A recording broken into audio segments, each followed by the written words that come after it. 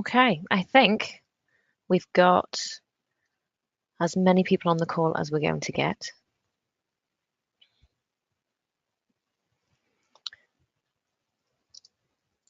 Bear with me, I just write a message to my colleague.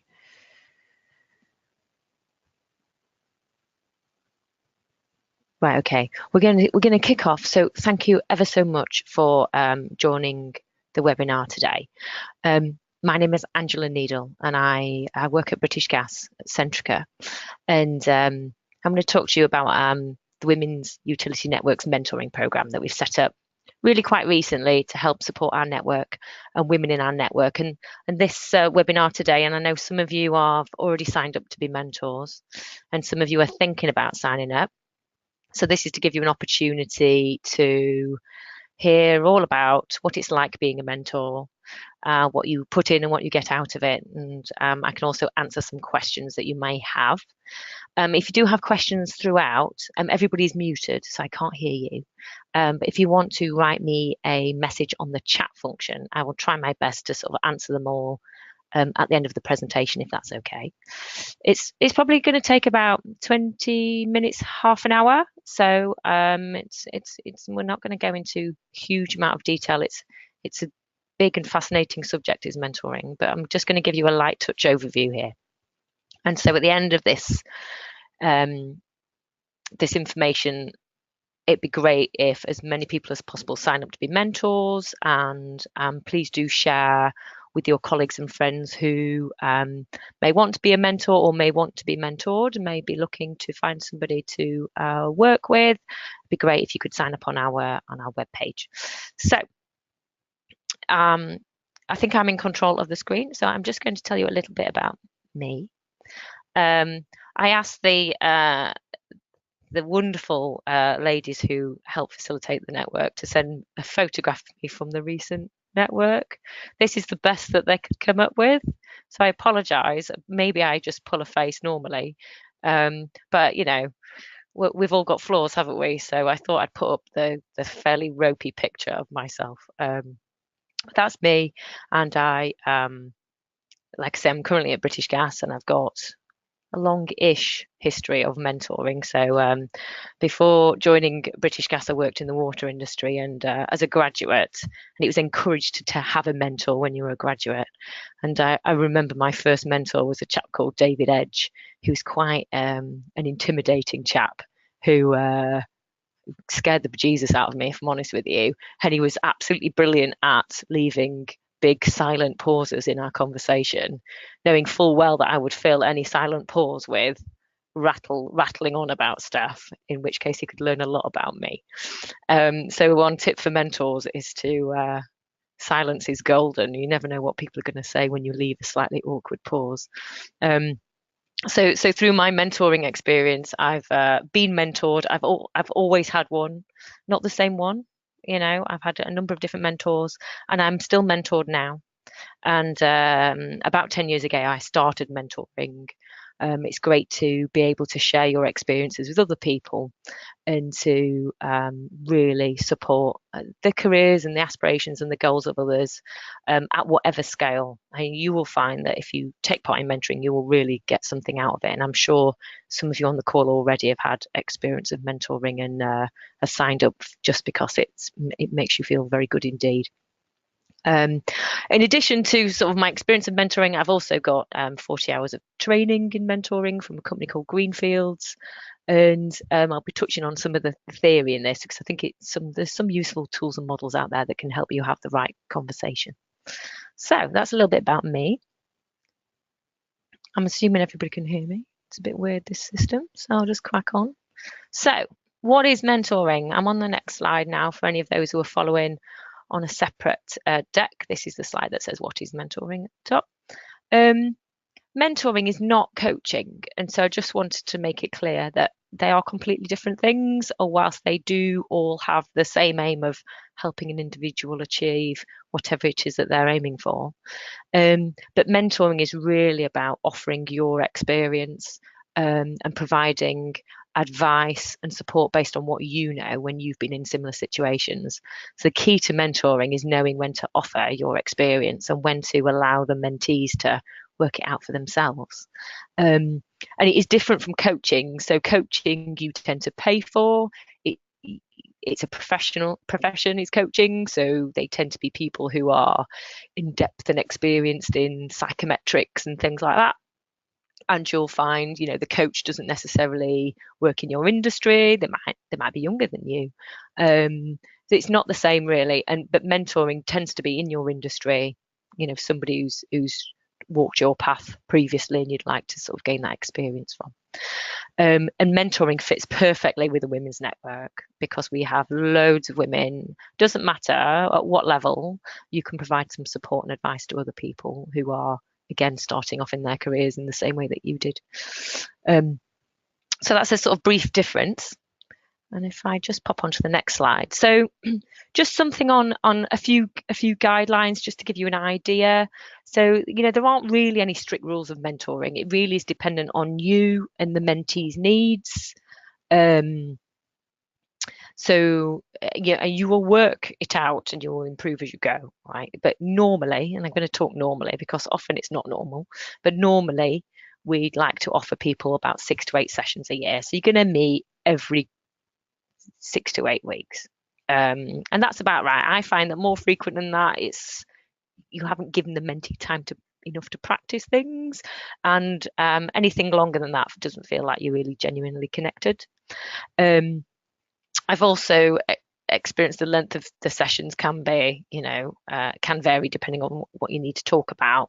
But I usually find that an hour's too long, and more than an hour and a half, and you're sort of scraping the barrel a bit. So again, it's up to you to work with your mentee to work out how much time it should take. But we're talking roughly an hour and a half per session tends to work fairly well. The other thing that we need to make sure we do as mentors is we need to make the mentee do the work. So you're there to offer support and advice. Do not be the one to take away actions, right? That's for them to do. Make sure that they're the one who do the legwork in terms of organising the venues and the meeting rooms and whatever it is that you need them to take responsibility for.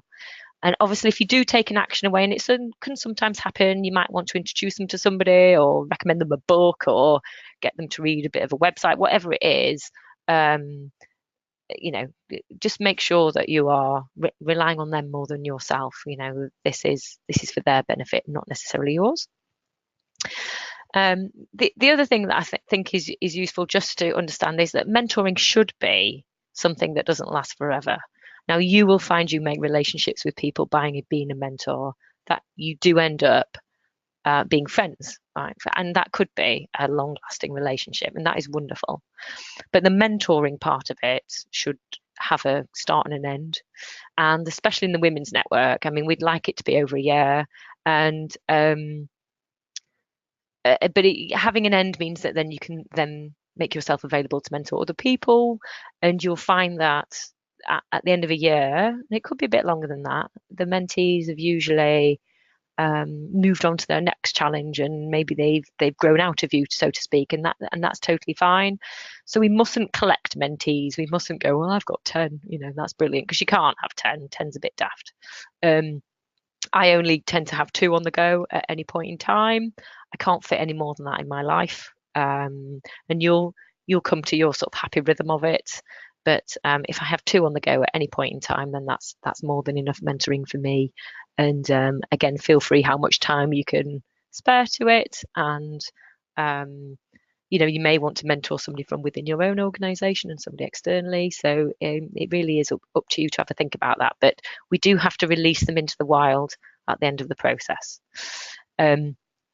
So the other couple of bits that is quite important at the beginning is that it is voluntary for both the mentor and the mentee. So if at any point any of you decide you don't want to continue anymore, obviously please do let us know. And you're doing this out of the love of it. So either party, you could choose to stop at any point in time because of all kinds of circumstances. And again, that's totally fine. Please also do bear in mind that it's completely confidential, your mentoring relationship with your mentee. And that's how it should be. Unless your mentee's given you permission or you've talked about it, where they may want to talk about some of your conversation with line manager, or they are allowed to talk about their mentoring with other people. But again, when you contract together, and I'll talk about contracting in a bit, you will come to a sort of an agreement. Oops, gone forward a slide. You'll come to agreement as to what's the right thing for you to do from a confidentiality point of view. And then the last thing that I think is important is that just be clear, you're not a business or a career advisor when you're a mentor. So some mentees come into this thinking that you're going to be able to give them a promotion or a pay rise or get them a job. And there's no harm in them thinking that, but that is not what you're here for. And you may think they're amazing, you may want to give them a job, but that is not part of your mentoring relationship. So just be clear with the mentee about what mentoring is and isn't at the very outset. I think that's really helpful. And if you think this is what they're genuinely after, and by the way, you do end up talking about careers a lot in mentoring. So a lot of people want it because they want to understand how to get a leg up. And that's totally fine. But you don't need to be part of the supply chain, if you like, in giving them a new job. All right. So just flick on to the next slide. So this is a model that I just thought I'd share with you. It's by a chap called Mike Pegg, who's got a book called The Art of Mentoring. And it's a really useful model that we use quite a bit in sort of mentoring practice. If you've had any training in mentoring, that helps you sort of have the conversation in the right way. Often we find that it sort of scatterguns about a bit if we're not careful. We might not get the real nugget that you want to get out of the conversation. So I found this very useful. It's called the 6 C's of Mentoring. And I'm going to talk a bit about contracting in a bit more depth in the rest of these slides, because contracting is sort of your first conversation with the mentee. And it's one of the reasons why things can go a bit wonky sometimes, because the sort of common understanding of things haven't been worked out up front. So I'm going to talk to you a little bit more about that. But the contracting bit at the top of the circle there, that's where you agree how it's going to work. Then you'll move on to the next bit, which is the challenges, where you'll start to gather through conversations with the mentee what it is that they need, what kinds of things do they want you to work on, what's worrying them, what goals and challenges do they have that you want to work on together. And your job really is to tease out what they are, because some mentees don't really know. And you'll have to sort of, you may be talking through their their reviews and performance reviews and line manager relationships, all kinds of things, to tease out what it is that they want to talk to you about. Helpfully, though, in the questionnaire that we've put together, we do require the mentees to have had some thought about that before they sign up to being mentored.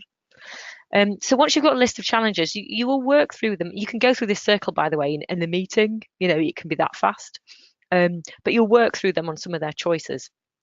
And so this is where you get them to do the work again. You get them to think about what options do they have, and how has it worked in the past, and are there any non-negotiables or any things that actually I'm just never going to do that. It's really useful for you to think about more than one answer to meet their potential challenge, that they can have a really good think about. And again, at this stage, silence is golden, because I think they do expect you to do the work and to tell them the answer. But what you don't want is your mentee to copy you. You kind of want them to come up with their own plan. And then the other thing is get them to think about the consequences of those choices, which is the next block on there, the consequences. And so I use a phrase quite a lot, which is like, let's run the movie. So let's pick that choice and just imagine what's going to happen. What would the consequences be of you behaving in that way or doing things differently? A lot of people shut down things because they think it's risky, or they lack in confidence and they don't know what's going to happen. But if you run the movie and look at the consequences, it's quite likely that people shut down their own fears because they're just not genuine. And then the last thing there is that actually there might be some creative solutions that you can bring to the party. And this is where, as a mentor, you bring your stuff. You can really talk to them about your experience when you've been in that situation. And, you know, don't worry if you haven't exactly been in their shoes. You will have an opinion about what they're talking about, and you will be able to think laterally and apply some, you know, sensible logic to help them come up with a solution that works for them. And then the last thing is like, what is the conclusion?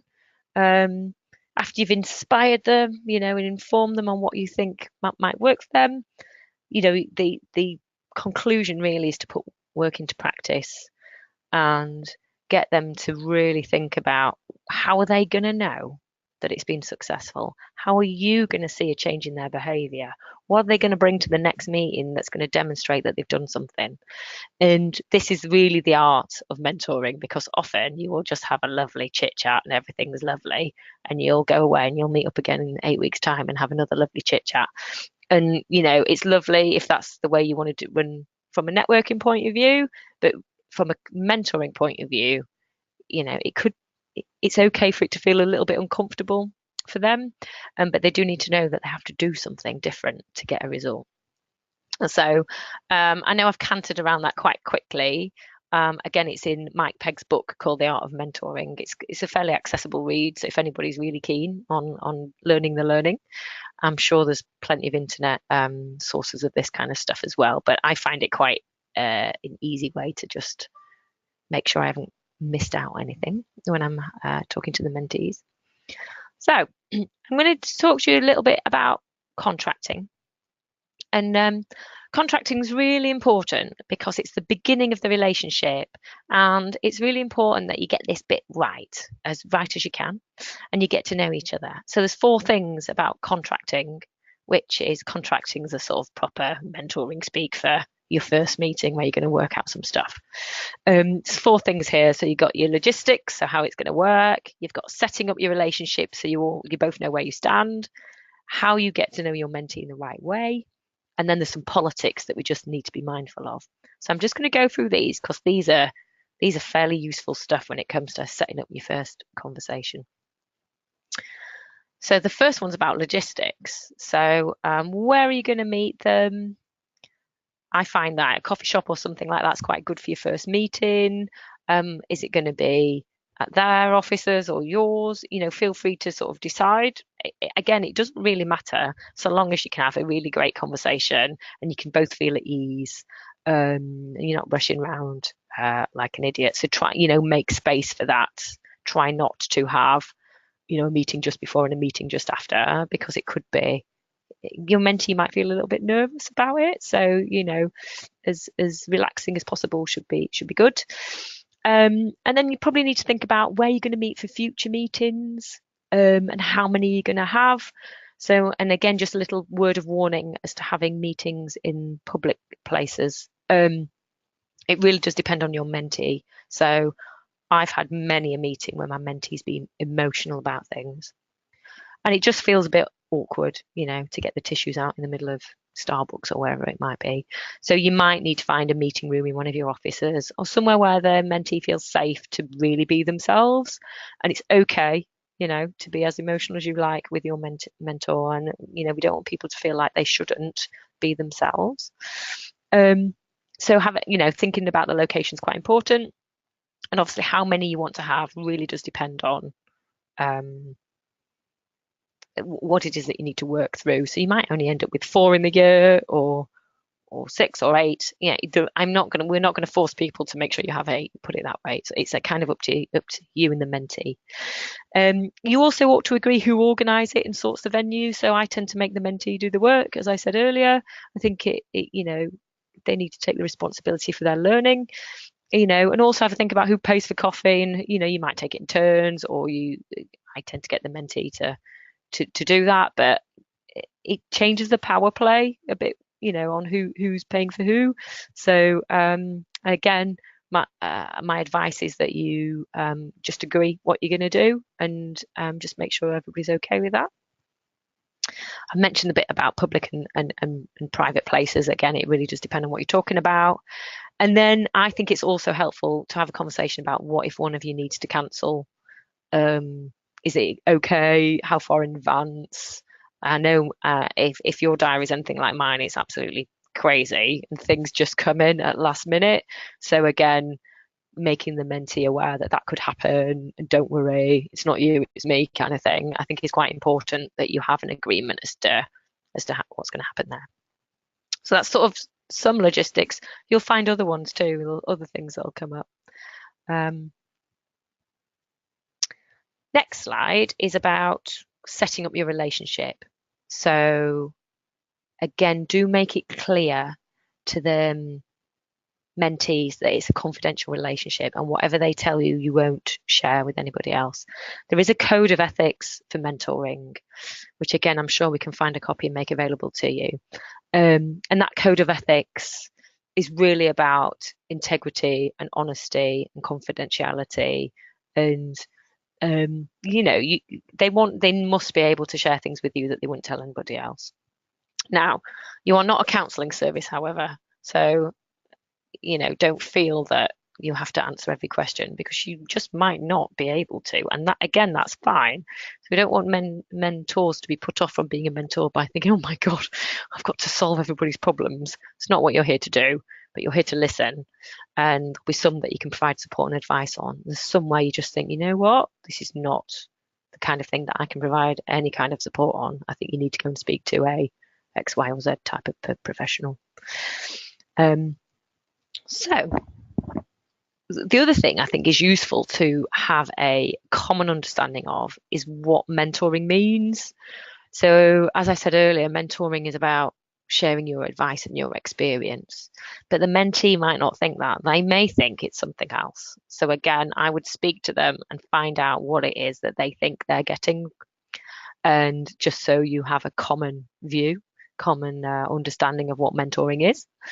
And also have a chat about how it's going to differ from a regular conversation. That your job is going to make them feel a little bit uncomfortable at times. You're going to have those weird silences and get them to think about stuff. And probably more than a normal conversation, make sure that they come up with an answer rather than just parking it. I'm going to talk about parking it in a minute because a lot of people do that. They do the whole, well, maybe I do need to think about that. That is a proper park. I don't want to talk about that right now. I'll deal with it later. I'm quite happy having a cup of coffee, chatting with you. So, make sure that they do understand that you're not just having a chin wag and increasing both your networks.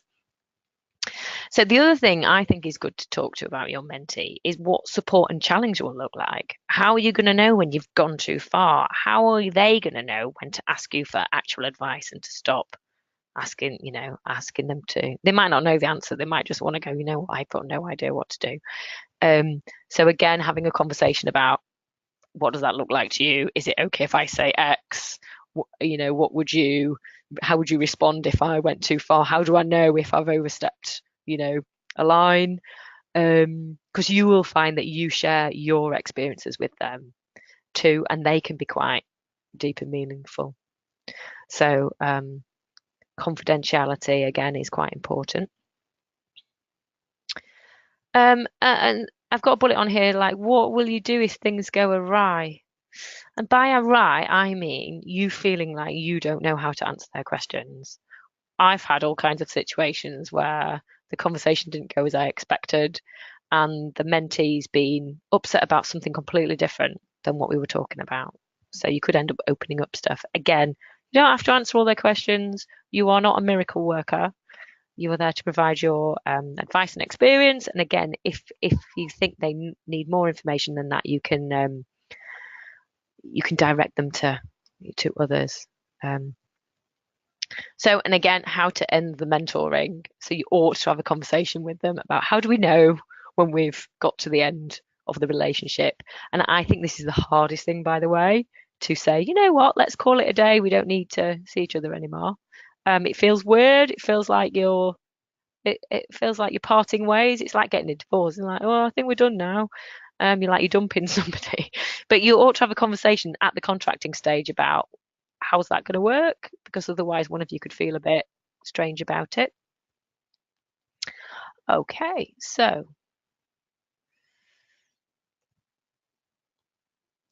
Next bit on contracting is getting to know your mentee. Now, you're all going to be amazing at this, right? So you're all amazing women with lots of stories to tell. So find out as much as you can about each other. Really build that rapport. So share your backstories. Give a view as your careers. I mean, you'll find you'll spend a whole hour just talking about each other's history. Your any previous experience of mentoring, good or bad. That's useful to know. What their experiences are. Find out how well they know themselves. See if you can understand what they want to work on, gather those challenges from them. If you can find out anything about their learning or leadership styles, so you may have done some psychometrics in your organisation, things like Myers-Briggs or Belbin, or there's a whole, gosh, there's loads. So if they've got some and you are conversant in some of those languages, because they are kind of niche, then feel free to share. They may have had things like 360 feedback or their last performance review, or they may have done some strengths and weaknesses work. Yeah, get them to share as much as they can with you, and then you'll be able to pick out the things that you want to work on. And make sure they know about you and what you're like and your strengths and weaknesses too, because it's important that you balance each other out a little bit. We've talked about goals and aspirations earlier, but I'm just going to talk about watch outs quickly. So there's just, if you find yourself thinking you're very similar, which you often do because people latch on to things that are similar about each other, just be careful, because you will automatically then assume that they're like you or that they're the same as you, and they're not. So whilst they may be similar, they're not the same, and then you'll end up coaching yourself in a way, because it turns it into being about you, which is not what it wants to be. So just be careful if you find yourself going, oh gosh, they're just like me, and then you end up providing them with advice on what advice that you need really. The good thing about being similar, however, is that you can empathize, you've been in their shoes, you can see things from their perspective, which is fantastic. It's also brilliant being different to them. So if you've got an extrovert and an introvert, or you've got somebody who thinks forward or lives in the moment, coming at it from different perspectives, you might find your relationship is more difficult to gel because you don't have as many things in common, but you will be able to see each other's blind spots. You will be able to provide advice from a different perspective. It's really helpful to have mentoring from somebody who has a different style to you. So again, as you go through your life being a mentor or being a mentee, picking different types of mentors, not just ones that sound like they're like you, is really helpful. And then, don't worry if you've got any fears about mentoring. I think I've said it already, but you don't need to know all the questions and all the answers to everything. It's okay not to be a superstar. Everybody will have them, and your mentee will be a little bit worried because they don't know what they're getting themselves into. So, don't worry about it. But if you've got any questions, I'm sure you can wing them up to us, and we can help you. And then the last thing I'm going to say about contracting is just about politics. So we haven't explicitly asked the mentees to make sure their organisation and their line managers are, know about this relationship that we've set up. This is a sort of outside of work thing. However, I would feel a little bit uneasy if they purposefully weren't going to tell their line managers. So there may be some other people who have vested interest in the outcome of the mentoring. And so understanding who they are and what they want to know and how we're going to communicate with them, what the mentee is going to do, I think is helpful. And we just need to bear in mind that line managers and others who probably feel they have a mentoring role may feel a teeny bit put out if somebody somewhere else is going to be coaching and mentoring their employee without them knowing about it.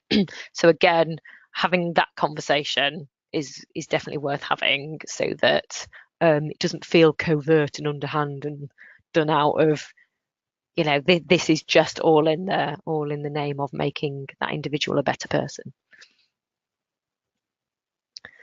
All right, and I'm only going to take a couple more minutes of your time. So one is just to cover off what happens if things go wrong. And I don't mean go wrong. And obviously, there's a whole bunch of you on the call who are thinking about being a mentor. So I'll tell you how amazing it is in a minute. But sometimes it does go a bit wrong. So it goes wrong because the conversations lack purpose and focus. And that's because we're not saying, well, what are you doing about it? What are you doing about it? And that's usually because the mentee doesn't really want to be mentored or doesn't really want to put the effort in. So again, if that's happening, I would say, you know what, let's pause while you reflect on what it is that you need to work on, and we'll reconvene at some time in the future, or you can reapply to have a new mentor after a gap, or something like that. So you can then move on to somebody who is desperate for mentoring. Some other things that can happen is the mentee can hide behind phrases like, "Oh yes, I need to think about that," and there's loads of things that people say which is like putting it in the car, parking it, like because they don't want to talk about it because it means they have to do something. Again, if people say things like, "Oh yes, I do need to think about that," you say, "Right, okay, let's think about that now then." Um, and just be, there's watch outs for when there's a load of things that people say which is just stalling. Again, when you're a practiced mentor, you'll hear them all the time. People not really wanting to commit to doing something. And again, it doesn't matter where you are in your career, how old you are, and how experienced you are. People do behave like that, and I probably do as well.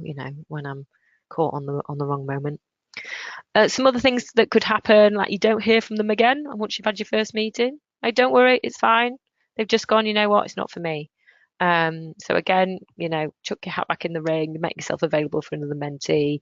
Obviously, we try to sort of double check that there isn't something going on, like they haven't had some kind of disaster, and you need to check if they're okay. But if after 2 or 3 goes of contacting them, they've not got back to you, then I would say it's not going to happen. Similarly, if your mentoring continues between 12 months, they may be getting a little bit reliant on you, and you may need to come to an agreement that they maybe move mentors or try something different. Similarly, you might not gel with them. Like, everybody doesn't get on with everybody, and that is totally fine. So again, if you find that for whatever reason you don't think you're getting through to your mentee and it's not working, again, we have to be the sort of bigger people here and just say, look, it's not working. Let's see if we can move you on or move you to a new mentee, or think about doing it differently. So again, don't worry about that. It does happen, and it's totally okay. And again, what happens if you don't want to be a mentor anymore? So your job might change. You might not have as much spare time. You might not be able to fit it in. Again, just let us know. But please do let your mentee know that it's going to come to an end and they need to think about moving on. And again, the last thing on here is just about the code of ethics. So again, it's just about making sure that you act with integrity and honesty and not taking advantage of our mentees. Again, it's similar to most people's codes of ethics in any business, and we have to go about doing things in the right way. And the most important one is confidentiality. So this is my last slide, and I just want to, I know that one before was a bit gloomy, right? But I just wanted to make you aware that mentoring for me, bearing in mind I've been in it or doing it for about 20 years, is amazing, right? It makes you feel good seeing other people flourish and achieve something. You will get a sense of personal achievement and satisfaction that you didn't know it was available. And I know a bunch of you on the call are already mentors, and it feels properly good, right? So you will go away feeling like you've done some good, which is having a part in somebody's future greatness is no small thing. So you really will get something very positive out of it. But there are real, genuine benefits in addition to just feeling good. So mentoring is a skill, so it will add to your own personal development. So if you think about the skills that you'll develop, listening skills, questioning, facilitation, emphasizing, rapport building, inspiring, all these skills that are about building your own emotional intelligence, really very positive things for you to have in your arsenal at whatever level your career is and wherever you will end up going yourself. It will definitely expand your network and your horizons. You'll be talking to people in roles that you're not aware of, you don't understand. you'll understand more about their companies and how they work. Yes, it's still confidential, but you will expand your horizon. And one of the things for me, why I love mentoring at this point in time, is that I'm loving learning about what all the millennials are up to. I have a bit missing, which is this technical malarkey, right? And honestly, it is fascinating about the pace of things and the pace of change in this world that we are just not hooked into anymore. I'm certainly not. I'm hoping you guys are a lot younger than me, but so there's definite opportunities to learn from others here. And then the last one, which I think is brilliant, this is a study done by Sun Microsystems, is they did a study that you were 6 times more likely to get promoted if you were a mentor, which I think is fab, right? So again, one of the things we might want to do with our mentees is ask for some testimonials, so we've got some ammo and evidence about how useful this is, both to the mentee and to us as individuals. Because don't forget, we're a women's network, and what we're here for is to boost the careers and the abilities of women in the network so that we can all be, connected and stay in the utilities industry, because it really is a great place to be. So that was my last slide. I have space for questions if anybody wants to type any quickly in the little chat box, which is on the right hand side. I think all lines are muted, so and I don't think we can unmute them unless Tamsin tells me differently quickly. But I'll just give you a minute if you've got any questions.